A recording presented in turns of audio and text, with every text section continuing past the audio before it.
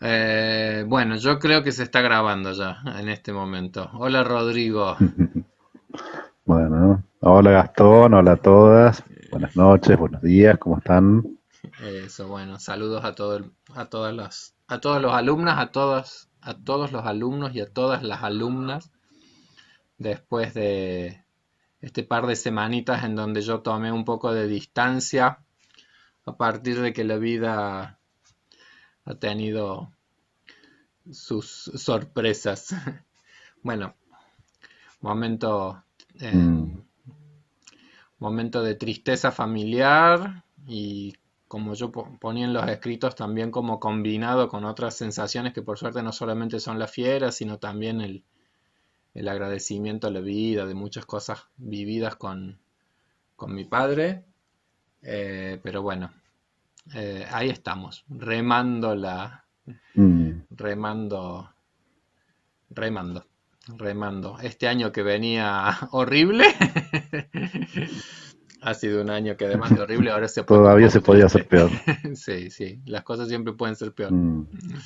Así que bueno, a esperar que no venga Bueno, y nada peor. nosotros retomamos después de ese tiempito que hemos ido eh, saliendo un poco de los carriles que veníamos, justamente esperando este momento de poder retomar la carta que Kafka le escribió al padre. Y bueno, mientras tanto también ha pasado el Día del Maestro, así que vamos Ah, a qué bueno. agradecer muchos saludos que hemos recibido de mucha gente, así que nada, siempre es grato, es un momento particularmente grato en medio de todo esto recibir saludos y comentarios, así que gracias. Sí, muchas gracias porque la verdad que todo, y yo también agradezco todos los saludos que he recibido, además del Día del Maestro, en acompañamiento a este Mm, momento, porque la verdad que todo eso suma y mucho a que el espíritu también encuentre buena compañía. Así que muchas mm. gracias. Es un Eh, tema que no vamos probablemente a trabajar nosotros mucho en el curso, pero todo lo que tiene que ver con el duelo, hay dos cosas que son, una es fundamental, que es el paso del tiempo, y otra que ayuda mucho, que es la compañía, el sentirse junto con otros siempre ayuda. No en vano los rituales tienen que ver con eso, ¿no? Los rituales habituales, digo, de sí. juntarse y llorar por lo que uno ha perdido. Y la otra cosa que ayuda también es que tu padre no sea como el padre de Kafka. Porque un poco en broma, pero un poco en serio, yo pensaba, yo creo que Kafka, no sé exactamente si falleció, porque Kafka fallece muy joven. Entonces Muy tendríamos que poco tiempo buscar, después de escribir esta carta. claro, habría que buscar en la autobiografía, pero yo creería que Kafka debe haber fallecido antes que su padre incluso. Mm, vamos a Entonces buscar. tendríamos que hacer esa búsqueda. Pero bueno, en la carta él se le está escribiendo en vida, como quien dice. Pero Ujú. bueno, vamos a seguir. La idea de hoy, de la clase de hoy, era que nosotros vamos a seguir leyendo pedacitos, no vamos a leer toda la carta, pero vamos a ir tomando unos pedacitos para empezar a vincular conceptualmente todo lo que venimos trabajando con una idea que nosotros habíamos dicho que queríamos desarrollar en este curso, que es la idea de la autoestima. Es decir, cómo nosotros a lo largo de la vida construimos eh, una representación y de valía de nosotros mismos, es decir, porque la autoestima tiene básicamente que ver con eso, es decir, qué sensación de valor nosotros tenemos con respecto a nosotros mismos, a nuestra propia existencia. Entonces vamos a ver como un modelo bastante complejo de un autor que se llama Hugo Bleismar, y en donde vamos a ir viendo que habría como distintos componentes que entran en juego en definir esa, ese nivel de autoestima personal que cada uno de nosotros posee, ¿sí? Y quizás, probablemente, con todas las cositas que podamos ir leyendo hoy, podamos como concentrarnos en una de esas dimensiones, que es específicamente la representación que uno va construyendo de sí mismo, a partir justamente de los enlaces tempranos que uno va teniendo con figuras tan significativas como por ejemplo, para Kafka fue su padre y lo que su padre con él dijo, pensó, hizo, ambicionó, proyectó, se desilusionó y todas las cosas tan intensas que hubo en ese vínculo. Es Rodri. el caso de Kafka, pero bueno, nosotros siempre estamos basándonos en un modelo, en una forma de pensar a las personas que implica un periodo de desarrollo temprano muy fundante. Quiero decir que no venimos ya terminados de fabricar, sino que terminamos de desarrollarnos en esos primeros años, por lo tanto las figuras más importantes de esos primeros años terminan por ser importantes para todos. No necesariamente del modo que fue el padre para Kafka, pero los padres, los hermanos mayores, algún tío, siempre hay gente que de algún modo uno encuentra una eh, cosa muy fundante, muy fundacional de algún modo. Exactamente. Bueno, vamos a seguir entonces leyendo algunos pedacitos. Nosotros habíamos llegado a leer una anécdota, me acuerdo que era la del balcón. Y sobre todo habíamos trabajado estas sensaciones que él tenía como de nulidad ante el padre.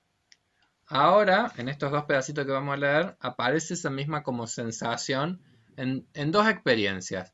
En una que es como la experiencia del cuerpo, es decir, cómo él se siente pequeño siempre al lado del padre, y también como en una dimensión más espiritual. Estoy en la página 5 y dice, en aquella época, eh, y en aquella época, en todo momento, hubiera necesitado un estímulo.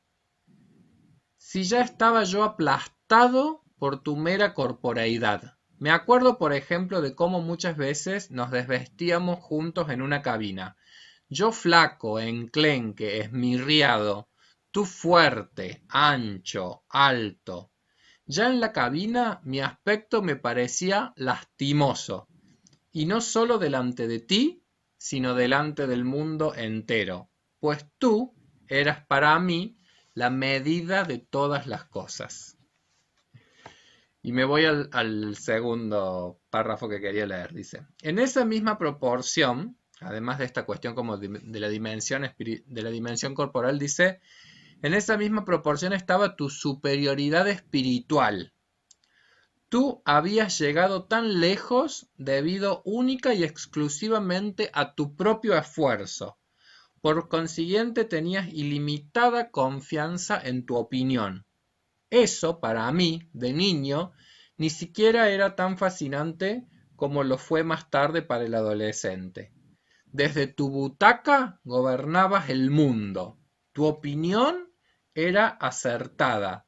Cualquier otra era absurda, exaltada, de locos, anormal. Yo estaba bajo tu enorme peso en todo mi pensar, incluido el que no coincidía con el tuyo, y sobre todo en ese. Todos esos pensamientos, aparentemente autónomos, estaban hipotecados desde un principio por tu juicio desfavorable. Soportar eso hasta la realización completa y duradera del pensamiento era casi imposible. No hablo aquí de ningún pensamiento elevado, sino de cualquier pequeña empresa de la infancia. Solo hacía falta ser feliz por cualquier cosa, estar encantado con ella, llegar a casa y decirlo, y la respuesta era un suspiro irónico, un sacudir la cabeza, un tamborileo sobre la mesa. Yo he visto cosas mejores. O quién tuviera tus preocupaciones. O yo no tengo una mente tan descansada. O cómprate algo con ello. Bla, bla, bla, bla, bla. Por supuesto que no se te podía pedir que te entusiasmaras con aquellas pequeñeces infantiles, viviendo como vivías lleno de agobio y de preocupaciones. Tampoco se trataba de eso, se trataba más bien de que en virtud de tu carácter opuesto al mío, tú, por principio, a aquel niño tenías que darle siempre esas decepciones. Además, esa oposición no cesaba de aumentar debido a la acumulación de material, de tal manera que al final se impuso como una costumbre, incluso cuando alguna vez opinabas lo mismo que yo.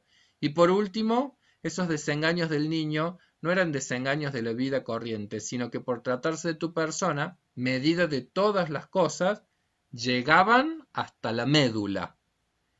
El coraje, la decisión, el optimismo, la alegría por esto o por aquello no se mantenían hasta el final cuando tú estabas en contra o incluso cuando uno solo suponía que tú estabas en contra. Y eso se podía suponer en casi todo lo que yo hacía.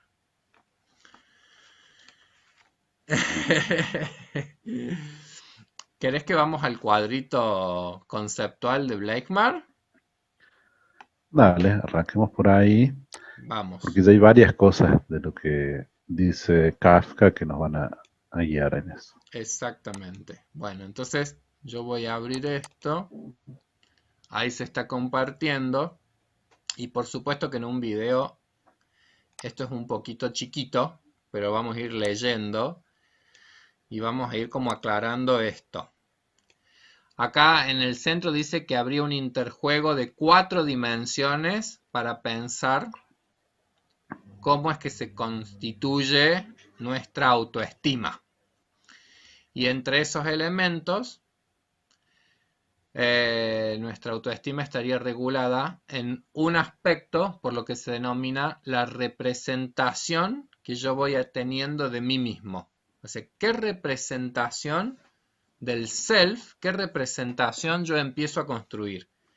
Pero evidentemente que en esa representación que yo construyo de mí mismo, acá vamos a ver que una de las claves para entender la representación que yo he constituido de mí mismo es que haya habido un déficit primario de narcisización.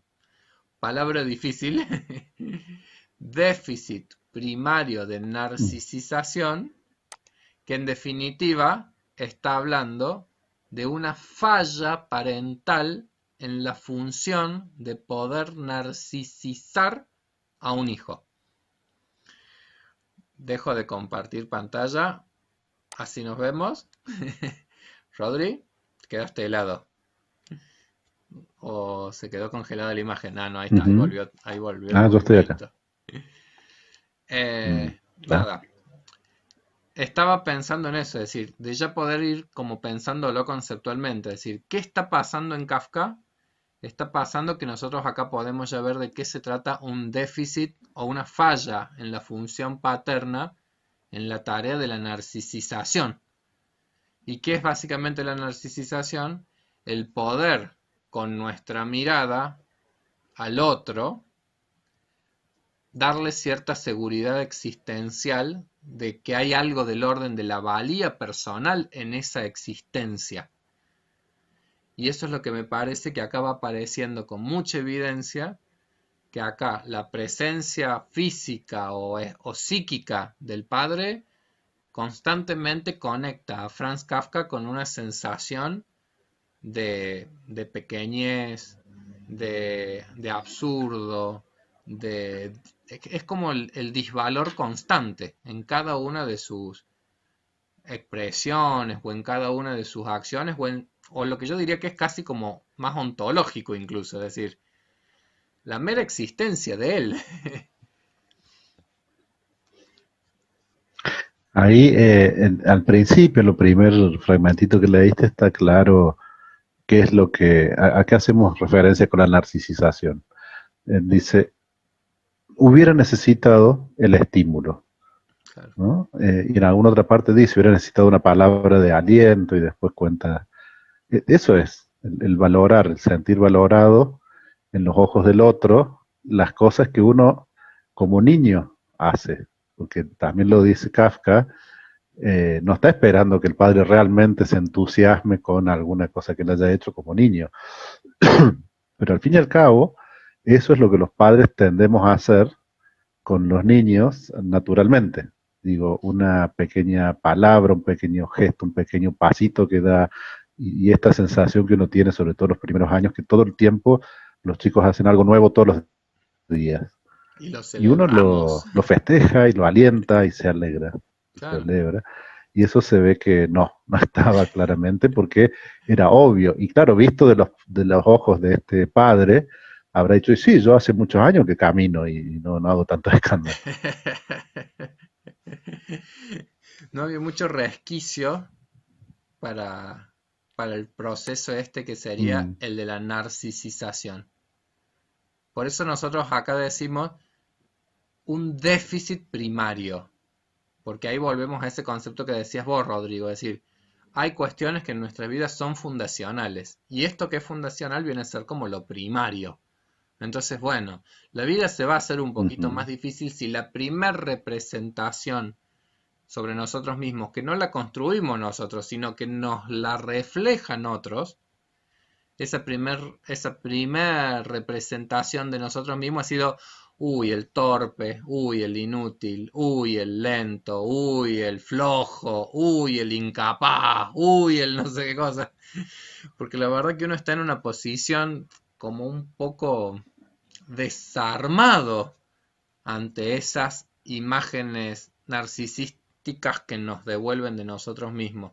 Estamos un poco en una posición de cierta invalidez para poder frenar algo de eso. Mm. Me gustaría saber de Kafka. Porque justamente estamos en el momento en que tenemos que construir, perdón, Claro, tenemos que construir eso y necesitamos para construirlo ese material que nos dan. En estos comentarios que hace el padre, yo he visto cosas mejores, quién tuviera tus preocupaciones, está claro que eso en esa etapa tan primaria que estamos diciendo, pero después muy al final y como probablemente no lleguemos a leer todo el diario, al final él cuenta también que con lo mismo pasaba ya grande con los libros. claro. Kafka, que se ha convertido en un escritor de referencia para tanta gente, el padre recibía sus libros y decía, ah, sí, sí, déjalo ahí en la mesita de luz mientras seguía jugando las cartas. Sí, no es solamente algo infantil, evidentemente. Mm, Pero evidentemente, digo, estaría bueno si Kafka hubiera hecho también una carta a la madre. mm, A ver qué hubiera puesto. Porque quiero creer que en la vida del Franz Kafka algún tipo de contrapeso, algún tipo de contrapeso a quizás al discurso paterno tiene que haber venido por algún lado.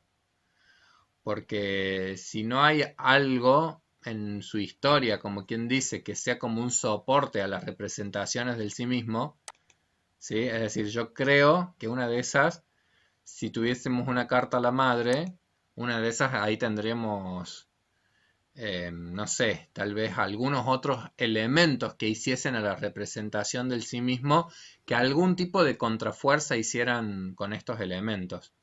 No sé, yo ya estoy jugando sí, con la imaginación. sí, pero en ese mismo plano imaginario, también está claro que el contrapeso no fue equilibrado. Digamos que lo que pudo hacer la madre no fue suficiente para lo que sucedía por este lado. Entonces una carta a la madre hubiera sido quizás un poco injusta porque o le reconocía las cosas buenas que hizo, pero a la vez no fueron suficientes. Por un poco el tono casi irónico también que usa Kafka con el padre en algún momento, cuando le dice, ah, vos hiciste todo bien, pero bueno, no funciona. Sobre todo al principio, ¿no? Al principio de la carta donde va alabando sus cualidades de educador y a la vez mostrando los pobres resultados que ha tenido. Claro. Bueno, acá sigue. Esto se refería tanto a los pensamientos como a las personas. Bastaba que yo mostrase un poco de interés por alguna persona, y eso debido a mi carácter no sucedía muchas veces, para que tú, sin tener en cuenta mis sentimientos y sin el menor respeto por mi opinión, intervinieras de pronto insultando, calumniando, rebajando. Personas ingenuas e inocentes como Lowe o el actor de teatro Yiddish, bueno, tuvieron que pagarlo. Sí, parece que no solamente se metía con, con el hijo, sino también con sus amistades. Tú lanzabas sin Que más son finalmente una forma de criticar, perdón, al hijo. las elecciones que hace el hijo. Claro, sí, que es una forma de ataque también a él en algún punto. O Sí, sugerir. quizás también nos da la pauta de que esto nos ayuda un poco a definir quién era este señor Kafka, eh, que no hacía esto claramente, conscientemente para destruir o maltratar a su hijo, ¿no? Me parece que esta forma de relacionarse era con todo el mundo probablemente, Claro. bueno, en algún momento también de la carta recién veíamos que habla de la gente de la tienda con la que trabajaba o de sus otros hijos. No es una cuestión puntual con él, pero que cuando se dirige a él o a gente que él ha elegido, se convierte en un ataque.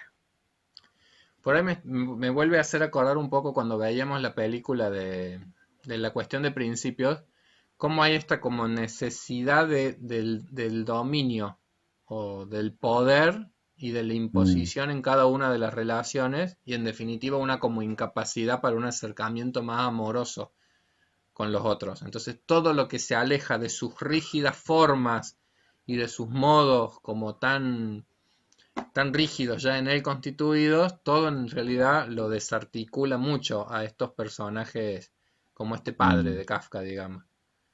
Entonces como cosas de poner siempre el poder y la dominación en los vínculos con menos capacidades amorosas y de reconocimiento de los otros y de reconocimiento, digamos, de... Bueno, tú te lanzabas sin más al ataque con tus palabras, nadie te daba lástima, ni al decirlas, ni después de haberlas dicho. Uno estaba completamente indefenso frente a ti. Y ahora viene una escena que, bueno, es interesante. Está hablando de cómo era la cuestión de las cenas familiares o la cena o los rituales, digamos, como más cotidianos. Bueno, muchas veces lo que llegaba a la mesa había que comerlo. Sobre la calidad de la comida no se podía hablar, pero muchas veces a ti la comida te parecía incomestible y le dabas el nombre de basofia. Aquella bestia, la cocinera, la había echado a perder. Como tú tenías un apetito enorme y te gustaba comer todo deprisa, muy caliente y a grandes bocados, aquel niño tenía que darse prisa en la mesa. Había que darse prisa. En la mesa había un lóbrego silencio, interrumpido por amonestaciones. Primero comer, después hablar. O más deprisa, más deprisa, más deprisa. O lo ves, yo he terminado hace tiempo. No se podían roer los huesos. Tú sí. No se podía sorber el vinagre. Tú sí. Lo importante era cortar el pan en rebanadas regulares. Pero que tú lo cortaras con un cuchillo chorreando salsa, eso daba igual. Había que tener cuidado de que no cayera comida al suelo. Donde más había al final debajo de la mesa era debajo de tu lugar. En la mesa solo había que ocuparse de la comida, pero tú te limpiabas y te cortabas las uñas, afilabas lápices, te limpiabas los oídos con un montadientes. Padre, por favor, entiéndeme, en sí eso habrían sido detalles sin la menor importancia, y si a mí me agobiaban era solo porque tú, un ser para mí tan absolutamente determinante, no acatabas los mandamientos que me imponías a mí. Por ello, el mundo quedó dividido para mí en tres partes. Una en la que yo, el esclavo, vivía bajo unas leyes que sólo habían sido inventadas para mí, y además, sin saber por qué, nunca podía cumplir del todo. Después, otro mundo que estaba a infinita distancia del mío, un mundo en el que vivías tú, ocupado en gobernar, en impartir órdenes y en irritarte por su incumplimiento. Y finalmente, un tercer mundo en el que vivía el resto de la gente, sin ordenar ni obedecer. Y yo vivía en perpetua ignominia. O bien obedecía tus órdenes y eso era ignominia, pues tales órdenes solo tenían vigencia para mí, o me rebelaba y también era ignominia, pues cómo podía yo rebelarme contra ti, o bien no podía obedecer por no tener, por ejemplo, tu fuerza, ni tu apetito, ni tu habilidad, y tú, sin embargo, me lo pedías como lo más natural. Esa era, por supuesto, la mayor ignominia. De ese género eran no las reflexiones, sino los sentimientos de aquel niño. Yo estoy pensando, pero que vos sos tan experto en Václavic, en la teoría de la comunicación humana de Mm, Václavic, Y me parece que esto todo el tiempo se presta para poder hacer una lectura desde esa teoría. Porque esa teoría para mí es como muy clara cuando dice que todo el tiempo cuando nos comunicamos con los otros, además de estar el contenido de lo que hablamos, en realidad lo que se está jugando es un nivel que es el vincular, que es el relacional. Es el vínculo que se está estableciendo entre las personas que se comunican.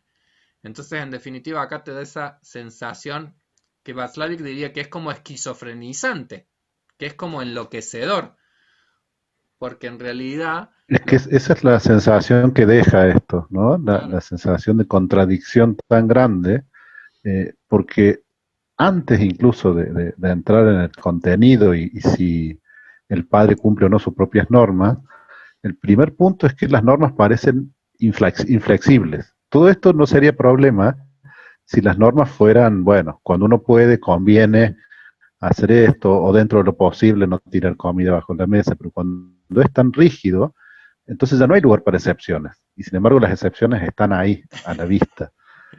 Respecto de Barley, y puntualmente de eso que acabas de mencionar, si tienen ganas en YouTube, vi que el otro día habían subido la charlita que hice con el día del 15 de junio, del día de toma de conciencia sobre el maltrato y abuso de las personas mayores, donde dedicamos un rato largo a eso, que es sumamente interesante porque estamos acostumbrados nosotros a pensar en la comunicación y en el diálogo como una cosa bastante, no superficial, pero unidimensional. Y claro. es imposible quitarle todo lo que tiene por detrás. Cada vez que uno dice algo, está diciendo algo en ese nivel, pero además está estableciendo un tipo de vínculo, de relación con...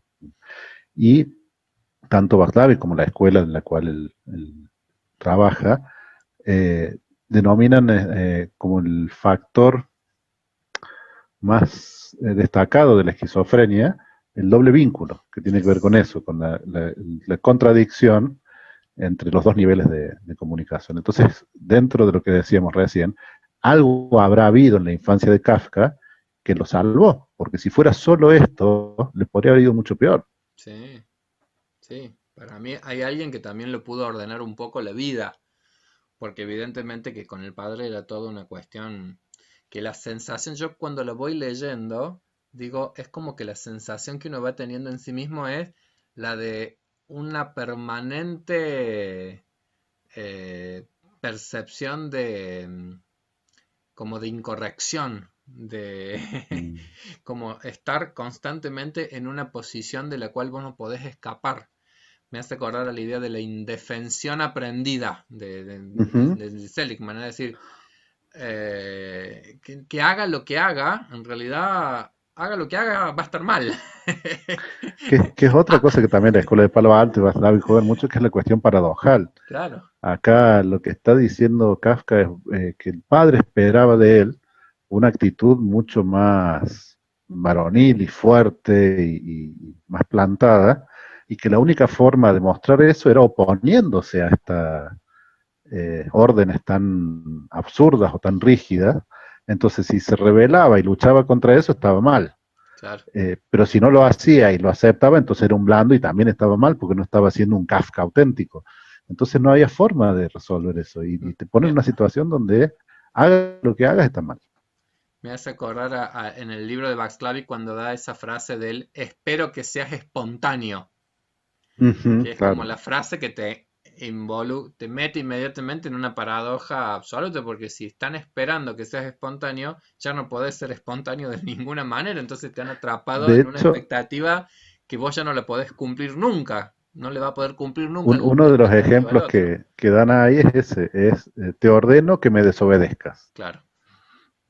Entonces, No hay forma de resolverlo. porque si te desobedezco, Salvo te estoy obedeciendo. Bueno, Salvo quizás, y yo creo que Kafka no llegó, pero la forma de resolver la paradoja es saliéndose del sistema tramposo, digamos, claro, corriéndose y no aceptando los términos de del esa vínculo. contradicción, decir no, claro. Claro.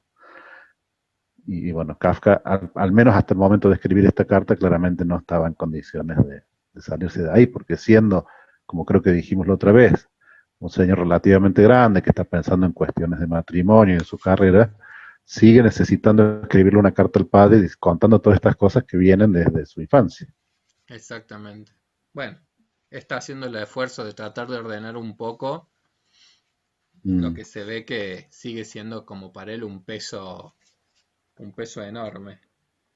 Bueno, Y no quiere decir que sea tarde en el sentido de que siempre es válido, digamos. absolutamente. Y como probablemente haya surtido algún efecto, aunque nunca le llegó al padre, y esto es algo que puede hacerse incluso sabiendo que uno no le va a llegar. Creo que también le decíamos la otra vez, por ahí, cuando uno tiene estas cosas dando vueltas, escribirle una carta a alguien, aunque ya no esté, puede ayudarnos a nosotros a acomodar algunas de estas cosas y efectivamente salirnos de ese juego de contradicción donde haga lo que haga está mal. Bueno, yo no juego esto, vamos a jugar Claro. otra cosa. Sigo leyendo. Em, bueno, la imposibilidad de unas relaciones pacíficas tuvo otra consecuencia, en el fondo muy natural. Perdí la facultad de hablar. Seguramente tampoco habría sido nunca un gran orador, pero el lenguaje fluido habitual de los hombres lo habría dominado. Tú, sin embargo, me negaste ya pronto la palabra. Tu amenaza era no contestes, y aquella mano levantada a la vez que me has enseñado desde siempre. Así que finalmente acabé por callarme. Y como tú has sido mi verdadero educador, eso repercutió en todos los aspectos de mi vida. Es indudablemente un error curioso que tú creas que yo nunca doy mi brazo a torcer, siempre llevando la contraria. No ha sido, desde luego, mi norma de vida frente a ti, como tú crees y como me echas en cara. Al contrario, si hubiese sido menos obediente, seguro que estarías mucho más contento conmigo. Sin embargo, todas tus medidas pedagógicas han dado en el blanco. No he esquivado ni un solo golpe. Tal y como yo soy el resultado claro de mi constitución y las influencias de la vida, pero soy el resultado claro de tu educación y de mi obediencia. El hecho de que pese a ello ese resultado sea penoso para ti, más aún que te niegas conscientemente a ver en ello el resultado de tu educación, se debe a que tu mano y mi material han sido completamente ajenos el uno al otro. Tú decías, no contestes, queriendo así reducir al silencio las fuerzas desagradables y opuestas a ti que había en mí, pero ese influjo era demasiado fuerte para mí. Yo era demasiado obediente, enmudecía por completo. Me escabullía de tu presencia y solo osaba empezar a moverme cuando estaba tan lejos de ti que tu poder, al menos directamente, no llegaba hasta allí. Pero tú estabas allí delante y siempre te parecía que todo te llevaba a la contraria, siendo como era la natural consecuencia de tu fuerza y de mi debilidad.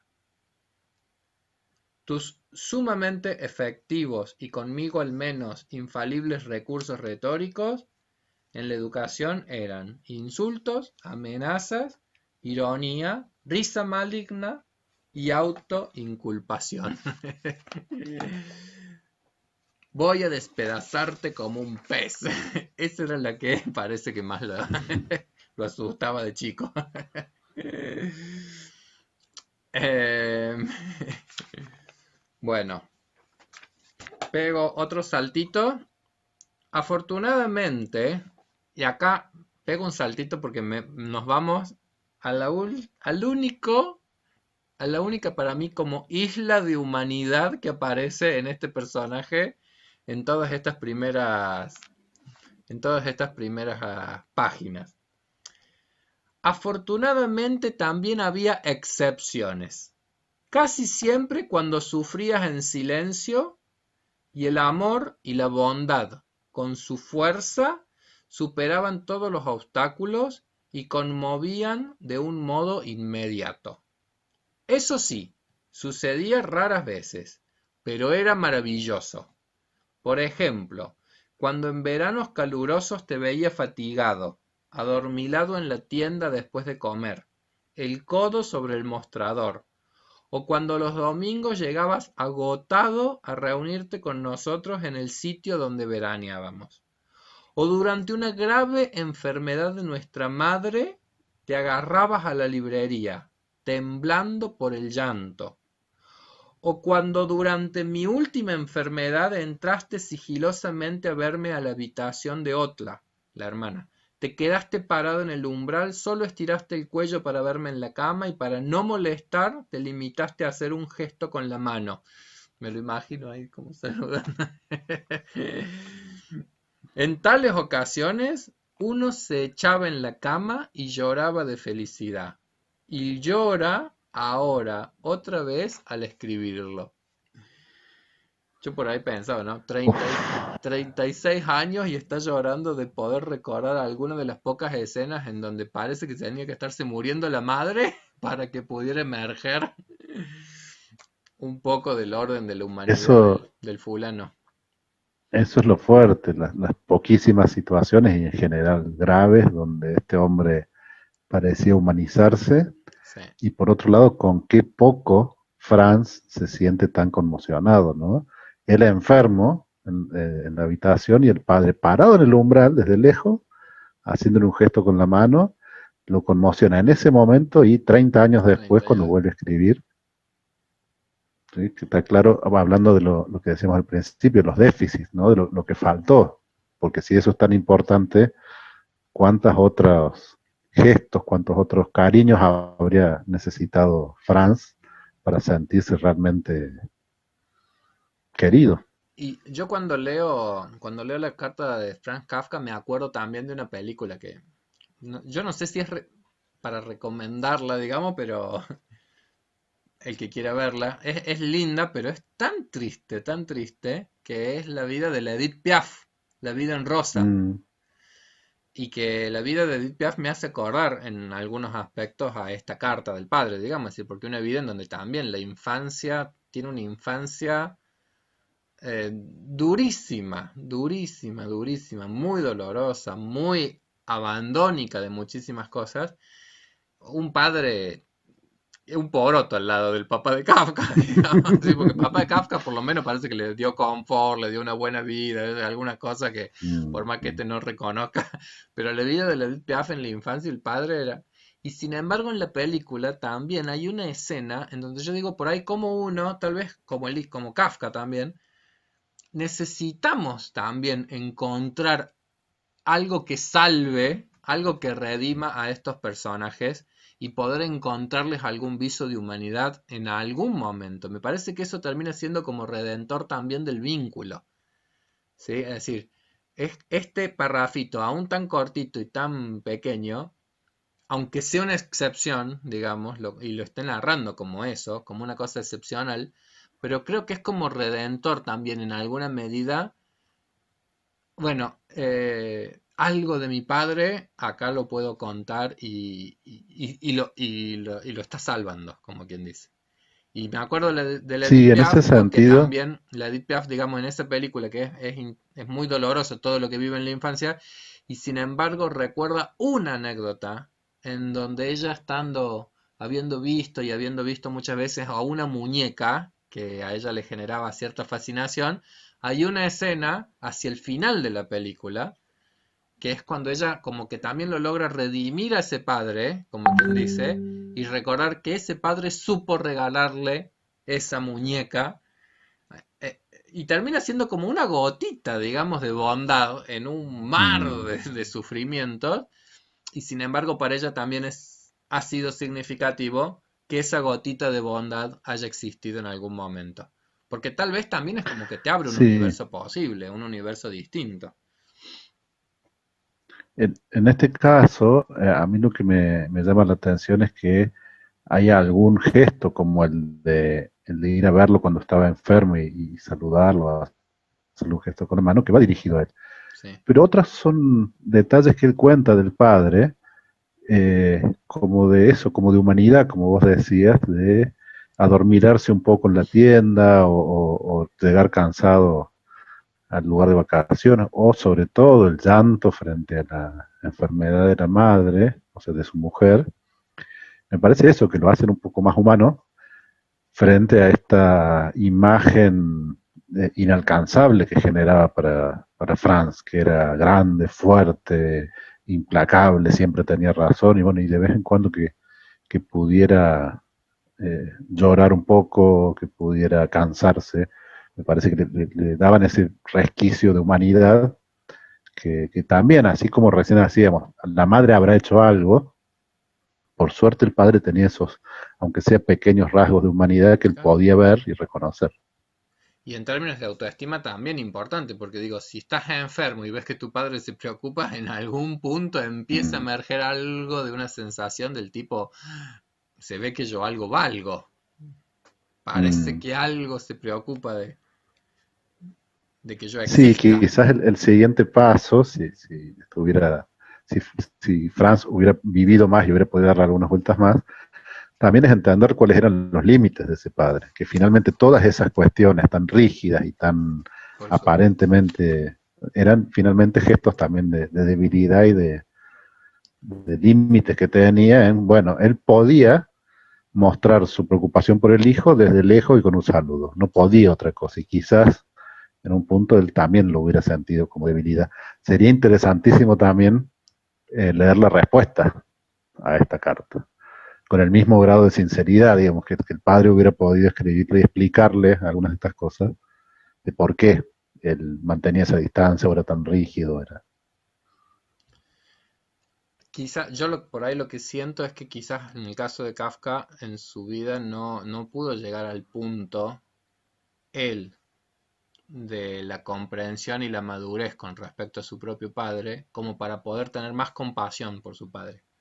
Mm, Me parece que en la carta todavía, por lo menos en esta instancia, no la hay. Es decir, hay una cosa que es más del orden del reproche todavía, que de poder llegar, que no sería sencillo, digamos, sí, pero podría ser excepcional, de llegar a una situación compasiva con su propio padre, poder llegar a eso que vos enunciás. Es decir, bueno, la verdad, ujú.